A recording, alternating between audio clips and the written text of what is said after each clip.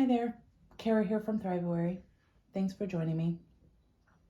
I wanted to talk a little bit today about something that came across my awareness recently, which is called a glimmer. And it is being used in comparison to the word trigger. I think many of us, it's very well known and used a lot today in normal conversations even, the idea of a trigger. And this is something that, whatever it is, an event, a thought, a behavior, something that takes us back to an uncomfortable emotion. And we have to then process through what it is that it's making us feel and maybe why it's making us feel that way. But this idea of a glimmer then would be the opposite. Something or an event or a behavior or a thought that we have that brings us joy, that sparks creativity, something that creates something new in us or brings us to a calm and safe and happy space. So I really like this idea because I think of myself as a positive person, as an optimist, and I like to spread positivity. And I want to pause there for a moment because the work that I do, even though I do prefer to focus on positive things,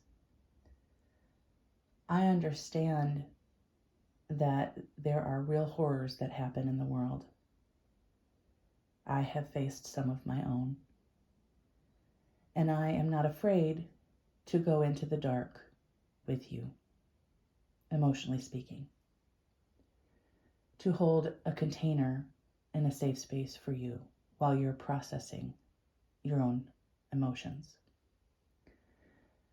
But back to this idea of a glimmer, because I really like this word and I want to adopt it into my more regular everyday language. As often as I talk about triggers, I also want to begin to think about and talk about my own glimmers. What are the things that bring me joy? What are the creative sparks that light me up? And so I ask you the same thing. And in thinking about these terms, it really brought me back to this transit that's happening this week and the energy that we'll be feeling even into next week. So today is February 9th, 2023, and I'm looking at going into the weekend preceding Valentine's Day. It also includes SuperBowl Sunday for those of us who watch the National Football League, America's Football League. So, there's a potential for maybe some stress on relationships this weekend. If one partner wants to do one thing and another partner wants to do another. And, that can happen anytime, but it always, I think, is heightened during something that is seen as a activity that is more fun generally and an activity that is generally more romantic. And not to say that those two cannot be combined, but it is typically found that they don't always go together in that manner without some negotiation anyway. So the transit that I'm looking at is Mercury Conjunct Pluto in Capricorn. And what this cycle has been about for me, for you, for the collective. Mercury meets up with Pluto regularly. And this is, not new or not rare, but it is an ending of a cycle this week because Mercury is coming up to Pluto in a closing aspect called balsamic phase. And then when it passes Pluto, it will begin its new phase, its new cycle. So the feelings and the emotions and the thoughts that are going to, and the energy that's available, that's coming to our awareness currently as Mercury is making that closing phase, is what is it that we are thinking about? What is it in our thought processes and even how we communicate, how we talk to ourselves and to others, that is coming to a close? There are things that may come to your awareness that are maybe seemingly hidden, that are now on the surface and visible. This can include secrets, but I don't want to spin this in a way that, it could be negative. Because something that is unknown is only unknown until it's known. And once it's known is when you have the choice to then do something about it or make a decision whether you want to accept it or not. So I would say that those types of things are very real and very available to be looked at during this time.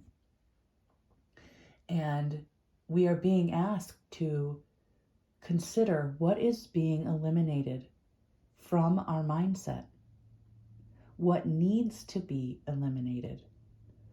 What are we being asked to let go of in relation to how we think about past pain, past loss, abandonment, or betrayal? And not only is Mercury finishing up this cycle with Pluto right now, it's in a square aspect to the nodes, the karmic nodes. And I talked about this when I mentioned when Venus squared the nodes and how it impacted the Venus themes in your life. So now it's impacting your Mercury themes in your life, which, like I said, includes how you talk to yourself, how you think about yourself, looking at past patterned behaviors and ways of thinking that you may have either adopted from your family of origin, from your culture, from society. What in all of that is being asked to be really confronted and then eliminated? And when I say all of this, I'm telling you this from my own experience as well, because I'm feeling it too.